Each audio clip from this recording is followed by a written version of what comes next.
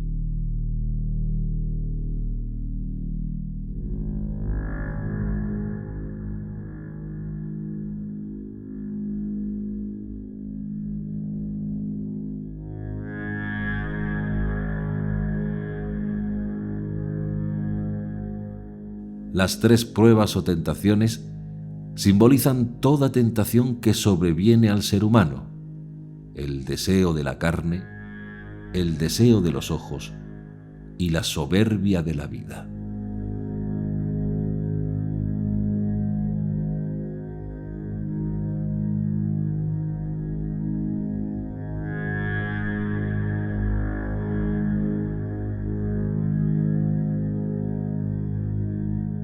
El Evangelio de Mateo dice que las tentaciones se presentaron una vez que Yeshua había cumplido 40 días de ayuno y le entró hambre. Y debido a que se trata de un acontecimiento previo al llamado de los primeros discípulos, podría ser una elaboración simbólica que puso a Yeshua recorriendo el mismo camino que el pueblo recorrió en 40 años por el desierto, guiado por Moshe.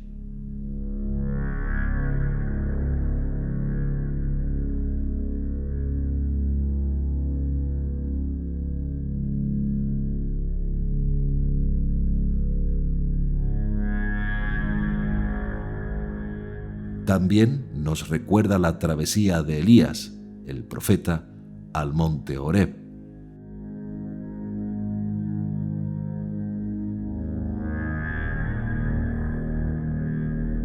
El episodio de las tentaciones en el desierto, puesto que fue escrito por 3 de los 4 evangelistas, tiene una fuerte probabilidad de haber ocurrido, pero también tiene un valor simbólico y representa la constante victoria de Yeshua contra el Yetzer Hará, la mala inclinación que todos llevamos dentro.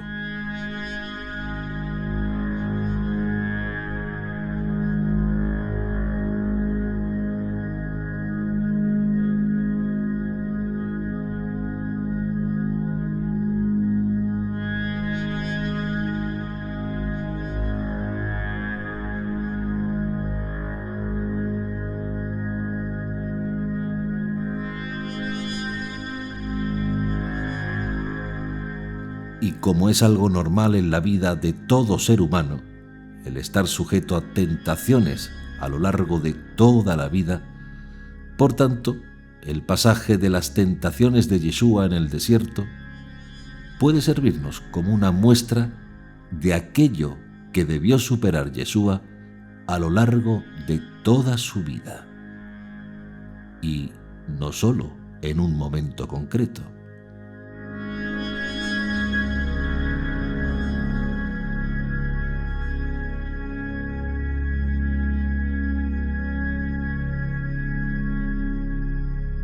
Shabbat Shalom, hermanos y amigos, Laila Tov. Hoy, 27 de marzo, día 14 del mes del Nisan hebreo, en este Shabbat especial y en directo, comenzamos el 4º episodio de Shabbat Audio Live. Recuerden visitar el muro comunidad en nuestro canal de YouTube, Steadicam Line, para ver las publicaciones que os informan de todos los estrenos disponibles. Hacemos hincapié en invitaros para que se hagan miembros del canal. Vuestra ayuda es muy importante para costear los estudios y todo el costo de producción. Doy las gracias personalmente a los que deciden ayudarnos haciéndose miembros o haciendo una donación a través de PayPal.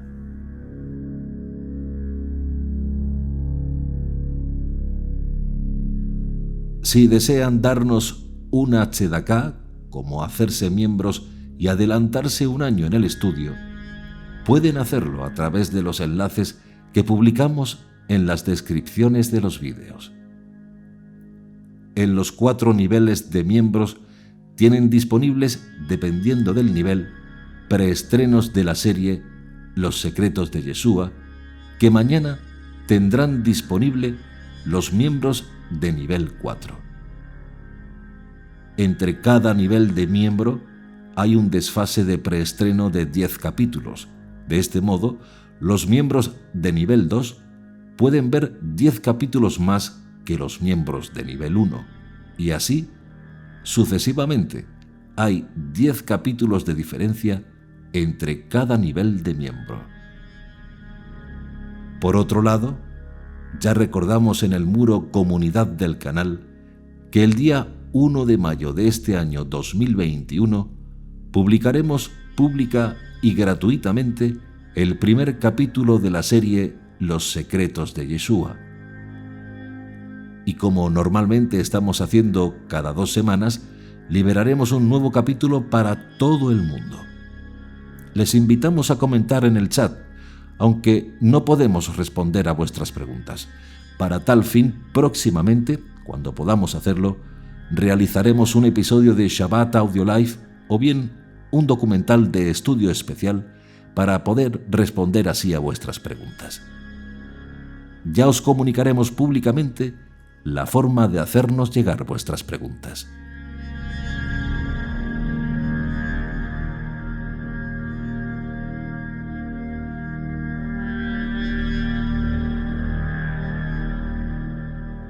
Mañana comienza Pesaj, lo cual nos indica que hoy es la cena de los primogénitos, el día de la última cena de Yeshua, y Pesaj está conectado con Yeshua en tanto que él tuvo que permanecer sin mancha alguna por alguna transgresión a la Torá. Por tal motivo, hoy vamos a reflexionar sobre las 3 tentaciones de Yeshua y posiblemente estas reflexiones respondan a algunas preguntas de muchas personas.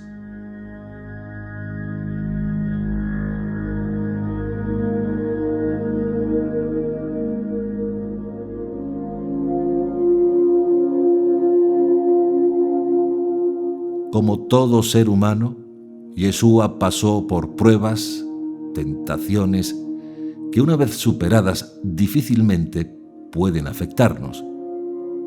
Y eso es posiblemente el fondo del relato de las tentaciones de Yeshua.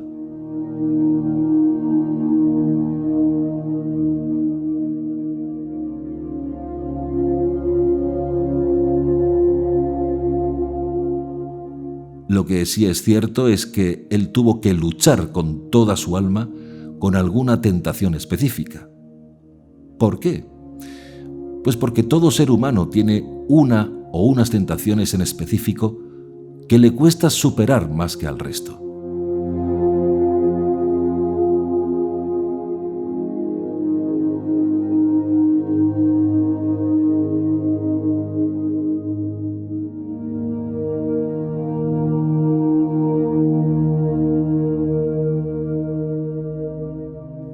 Y por los textos sabemos que Yeshua tuvo que luchar hasta el último día de su vida, donde en Getsemaní, la noche que fue entregado, fue tentado por última vez.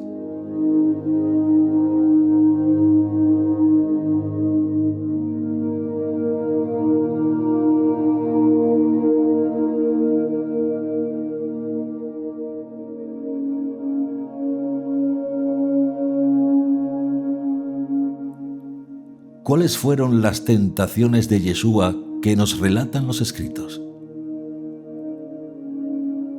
La primera tentación es la codicia.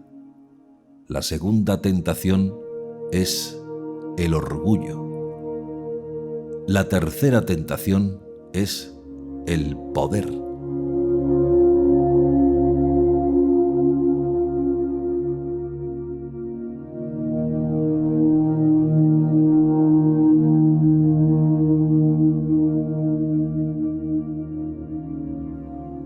La primera tentación de Yeshua en el desierto fue la de convertir las piedras en pan. El sentido de esta tentación puede radicar en varias vertientes. La primera de ellas es la ruptura de un ayuno, perdiendo así la conexión con Dios.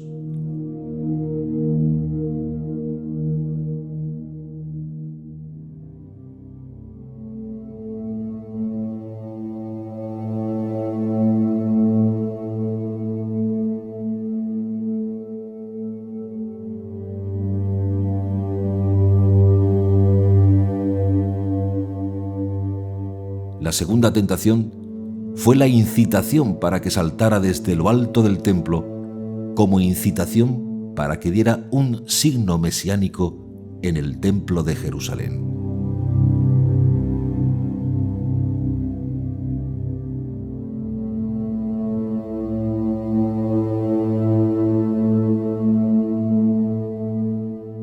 Y deben recordar las expectativas rabínicas respecto al Mesías, las cuales incluía que él se revelaría estando de pie sobre el techo del templo.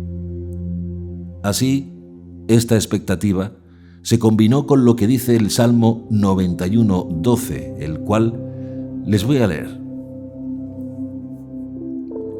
En las manos te llevarán, porque tu pie no tropiece en piedra.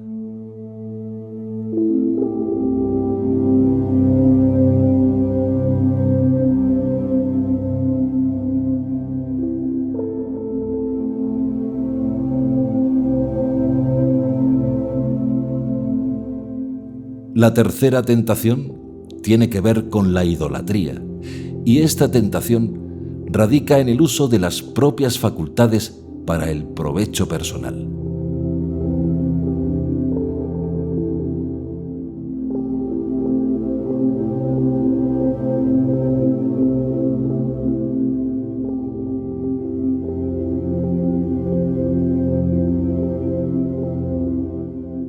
Si analizan los textos, la historia de la tentación de Yeshua por parte de Hasatán, como está escrito en Mateo 4:1-11 y en Lucas 4:1-13, refleja una significativa pauta que aparece en el Evangelio de Juan, aunque éste no relate directamente las tres tentaciones en el desierto.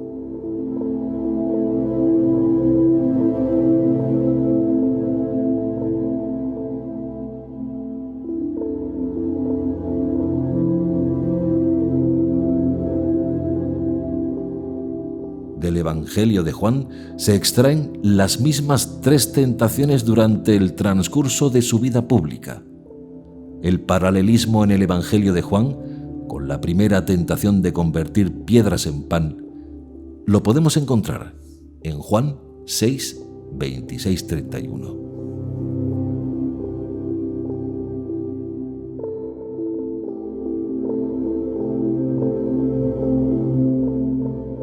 La segunda tentación de incitación para que saltara del templo la encontramos en Juan 2:18, donde algunos incitaron a Yeshua para que diera un signo mesiánico en el templo. Y la tercera tentación, de conseguir los reinos del mundo y su atracción, la encontramos en Juan 6:15, donde dándose cuenta de que iban a cogerle por la fuerza para hacerle rey, Yeshua se retiró solo a un monte.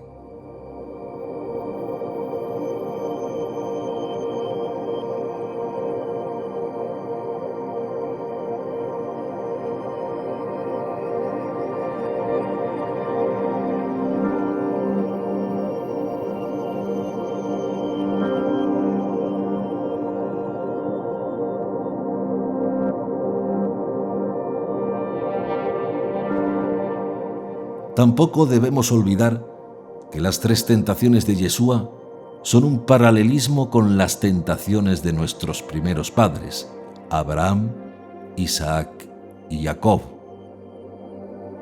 Y las tentaciones, que se resumen en 3, los deseos de la carne, los deseos de los ojos y la vanagloria de la vida, sugiere que las tentaciones son típicamente aquellas que la humanidad, como un todo, tiene que enfrentar.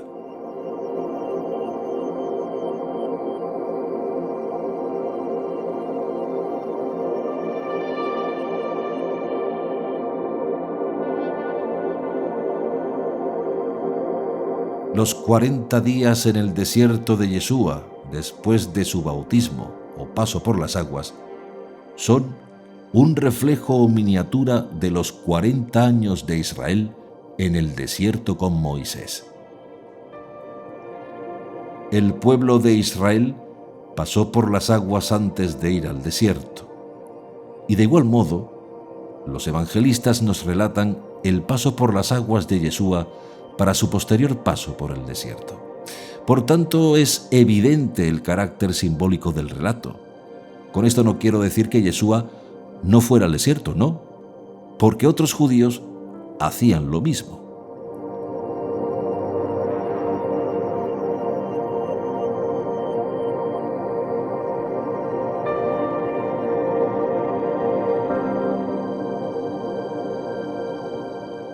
Yeshua posiblemente se fue al desierto y ese hecho fue una tradición transmitida por su maestro, Juan el Bautista.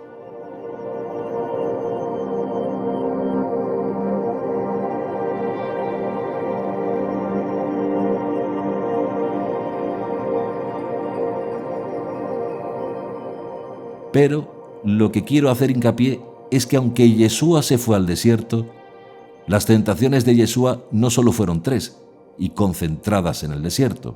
No fue así.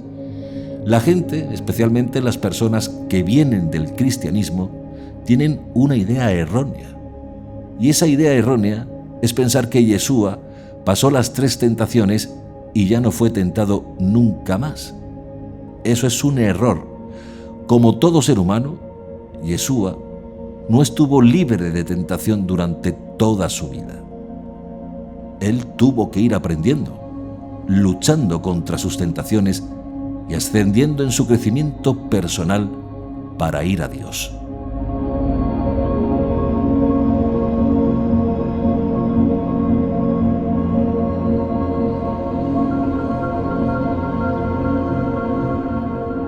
Él no transgredió la Torá de Hashem, sin duda alguna, pero lo que deben saber muchos es que Yeshua tuvo días en los que fue impuro.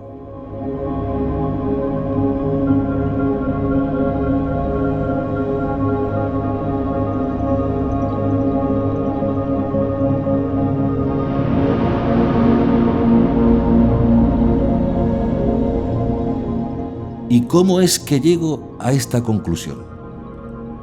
Pues porque el hecho del mismo nacimiento de Yeshua con la sangre, el cordón umbilical, etc., tanto la madre como el hijo, quedan impuros por unos días, como dice la Torá.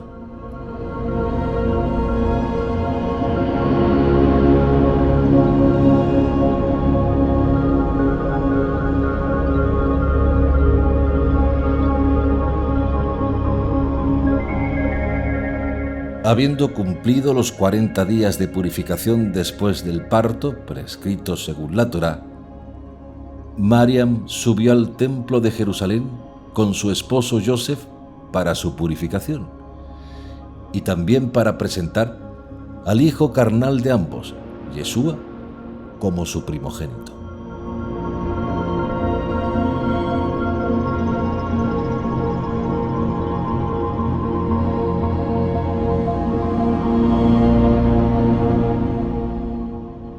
Lo consagraron a Dios por ser el primogénito como ordena Éxodo.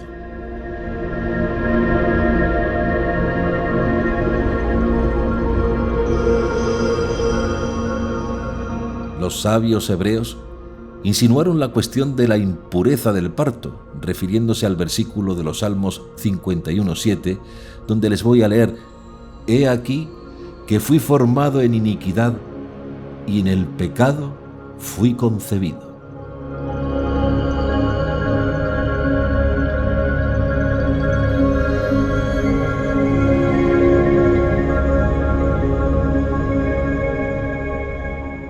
Una cosa es la impureza y pureza, y otra cosa son los pecados. Aunque ciertamente los pecados nos llevan a la impureza, pero al mismo tiempo algunas impurezas no son pecados.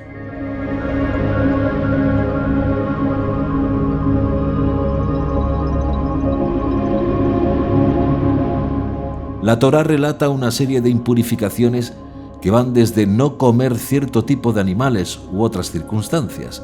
Una de ellas es biológica. Y si Yeshua fue un hombre, que lo fue como bien sabemos, por lógica sabemos, por ejemplo, que alguna vez en su vida pudo tener, como dice la Torá, emisión nocturna de semen involuntaria.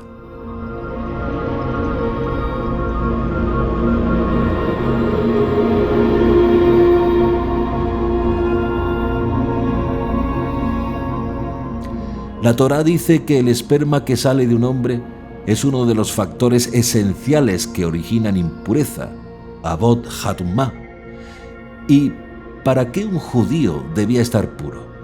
Pues por ejemplo, un judío debía estar purificado ritualmente para entrar en el templo de Jerusalén. Los sacerdotes debían permanecer puros para poder oficiar en el templo. Pero lo que deben entender es que una cosa es estar impuro en un momento dado y otra cosa muy diferente es transgredir la ley.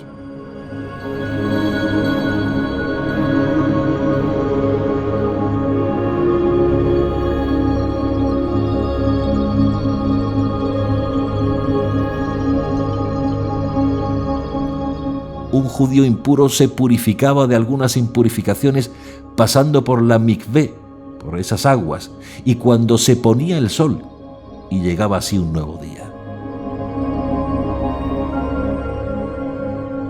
Si un judío tocaba un cadáver, quedaba impuro.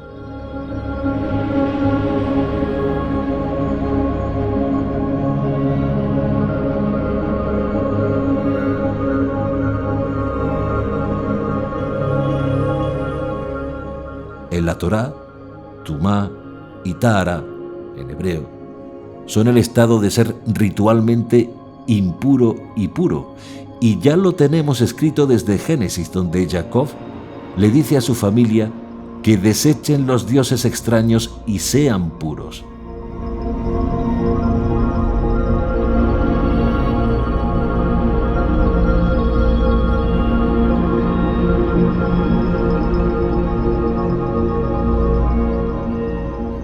En Éxodo, cuando la hermana de Moisés fue castigada con la lepra bíblica, Sarat, se volvió impura por 7 días, aun cuando previamente fue sanada.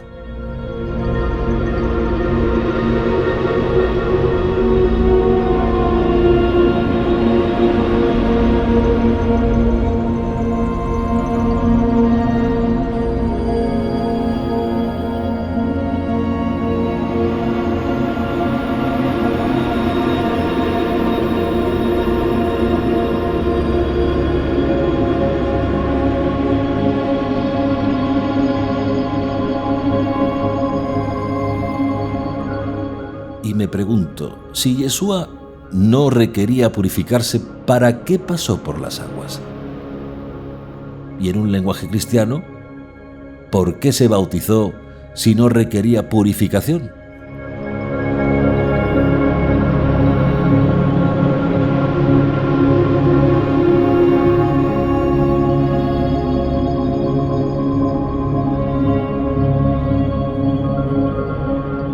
Si Yosef, el padre de Yeshua, murió antes de su vida pública, él tuvo el deber sagrado de darle sepultura. ¿Por qué? Pues porque lo ordena la Torá. Y si él no transgredió la Torá en nada al enterrar a su padre, Al tocar el cadáver aún sus ropajes, Yeshua se volvió impuro.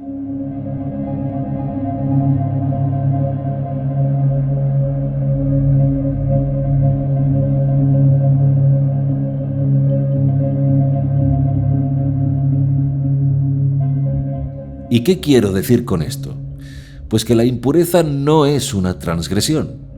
La impureza es un estado concreto y temporal que, una vez hecho unos rituales, en este caso pasar por el agua, se adquiría el estado de pureza.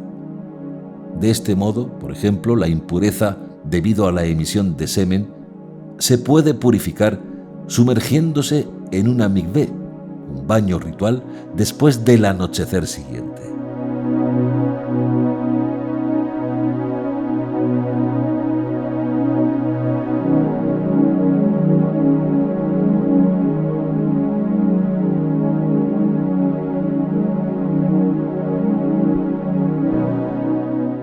La impureza debida al zaharat, la lepra bíblica, requiere esperar 7 días, afeitarse el cabello, lavar la ropa, sumergir el cuerpo y ofrecer un sacrificio en el templo para lograr la purificación.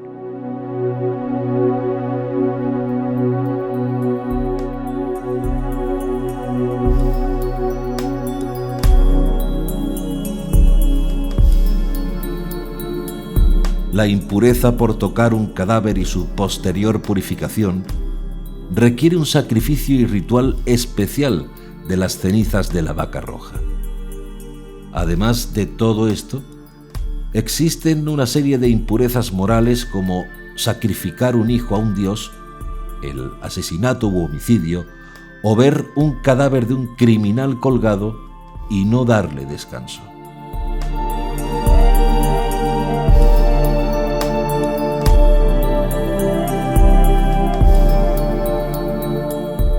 La idolatría, en todos sus términos y capas, también nos producen impureza ritual.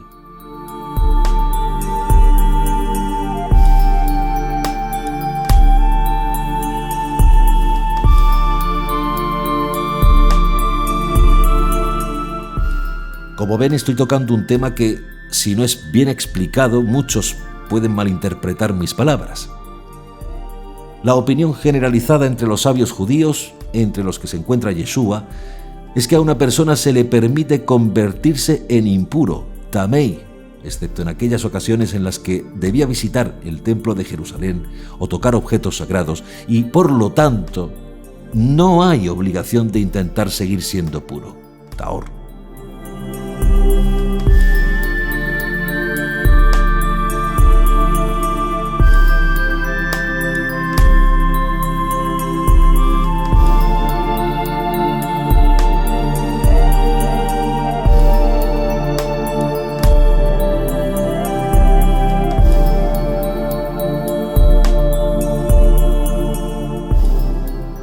Yeshua pensaba así. Para Yeshua la pureza era importante, pero según la ley de mayor peso, si no ibas a ir al templo o vivías fuera de Jerusalén y te volvías impuro por tocar un cadáver, no importaba. ¿Por qué? Porque lo primero es socorrer al débil, al accidentado, al muerto, y después tendrás tiempo de purificarte. ¿Por qué? Porque no solo está permitido volverse impuro, sino que también es un mandamiento. Es una mitzvah atender a una persona muerta, aunque esto nos cause impureza.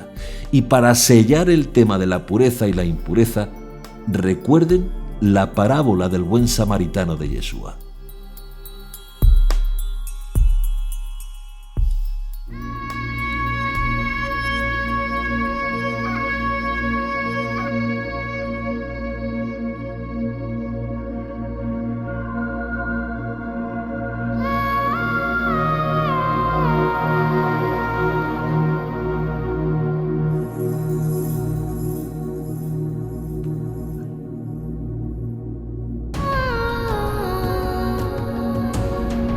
Yeshua no podía negar las impurezas que relata la Torá, pero al mismo tiempo recordó que las impurezas añadidas por los hombres no eran nada. ¿Por qué? Pues porque lo que impurifica al hombre no es lo de afuera, sino lo que sale de su corazón.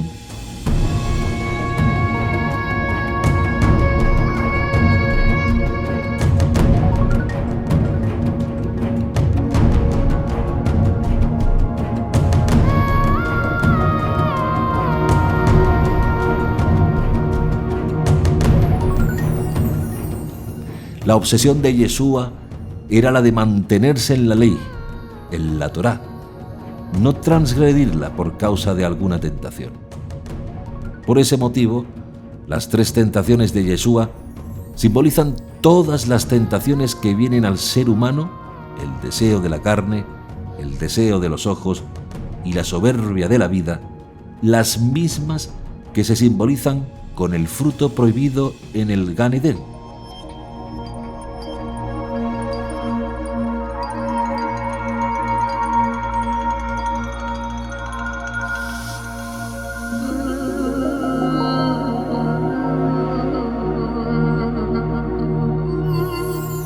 Yeshua se sostuvo frente a ellas aferrándose a esa fidelidad del Padre, el eterno Creador.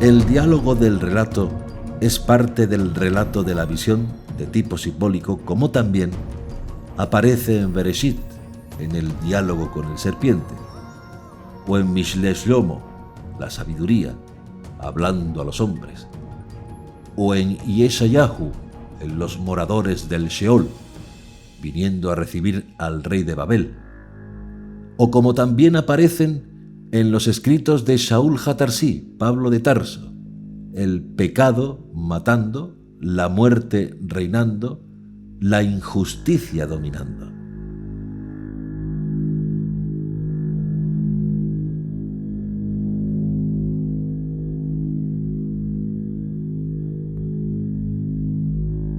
O en Itgalut, o el Sheol, entregando a sus muertos. Y también yendo al lago de fuego, donde esto también es un símbolo de su destrucción. Lo mismo que lo es Hasatán, todo en un contexto alegórico.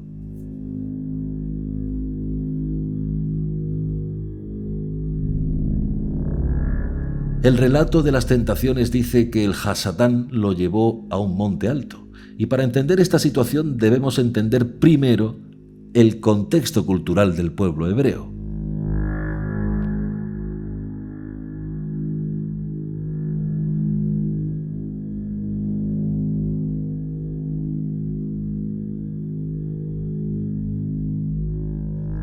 El texto nos muestra un suceso por el cual Yeshua tuvo que pasar, pero sin caer en el pecado. Pero la idea de la prueba en el desierto viene relacionada con el significado del hebreo Bamidbar, que lleva connotada la raíz palabra. Es decir, el desierto es un lugar de abstracción donde la persona debe superar las pruebas, sin que nada ni nadie lo moleste o lo distraiga de la nueva misión o cometido a realizar.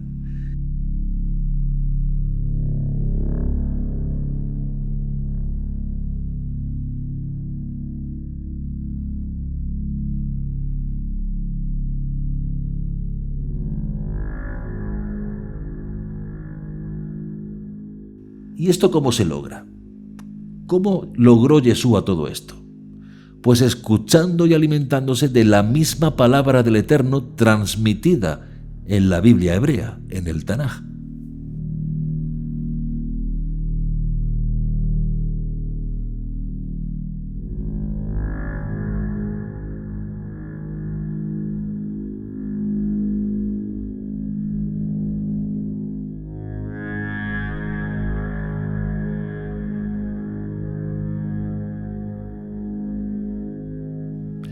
Durante toda la vida de Yeshua, él tuvo que luchar contra sí mismo y sus tentaciones. Durante su última noche, y ya ritualmente puro, se entregó, como eran ofrecidos al sumo sacerdote los 2 machos cabríos en la festividad de Yom Kippur, donde uno era sacrificado y el otro era liberado al desierto para Azazel.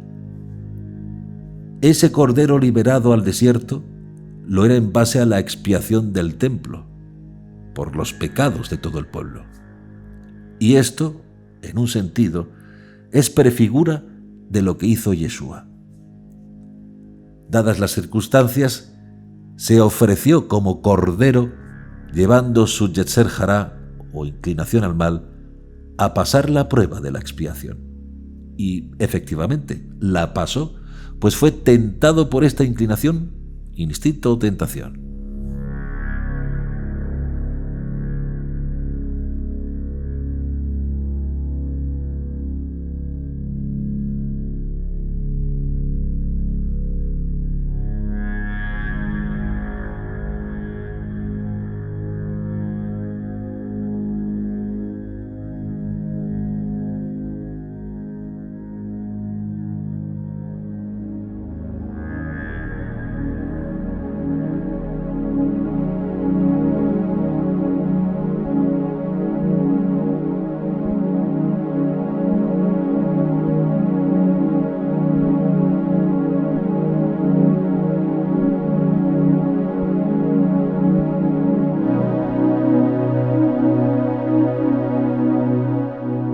Por eso, podríamos entender que ese Hasatán que hace eso en sí mismo es una voluntad del Padre que se estaba cumpliendo en Yeshua, recordando lo que debía hacer en favor de todo el pueblo.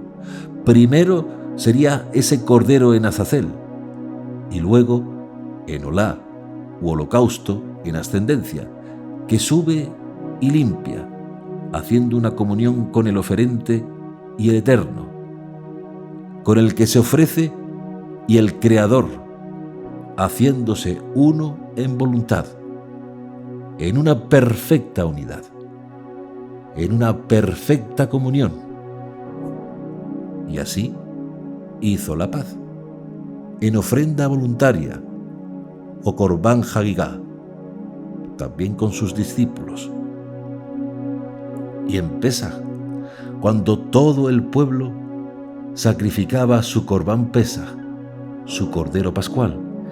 Por eso, la prueba que pasó Yeshua fue para ser probado, no tentado por el Padre.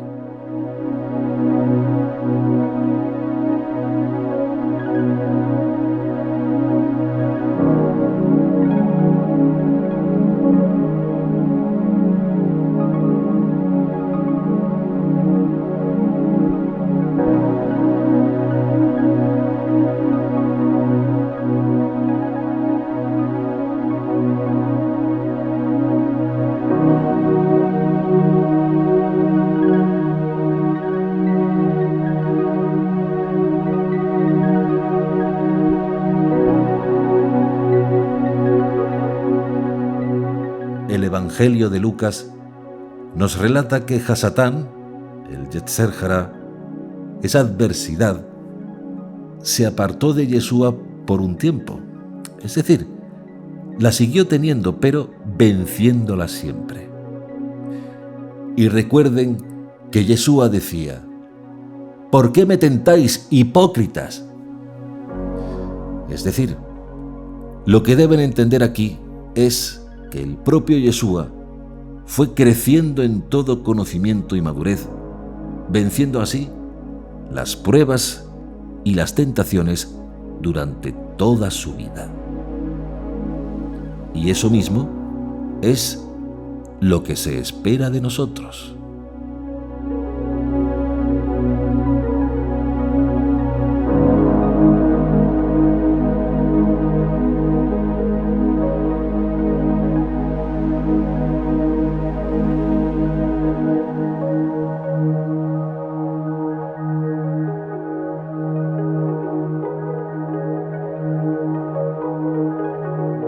Ha sido un placer compartir con ustedes este cuarto episodio de Shabbat Audio Live. Si lo desean, les invito al próximo directo dentro de 2 semanas, en la siguiente experiencia de Shabbat Audio Live.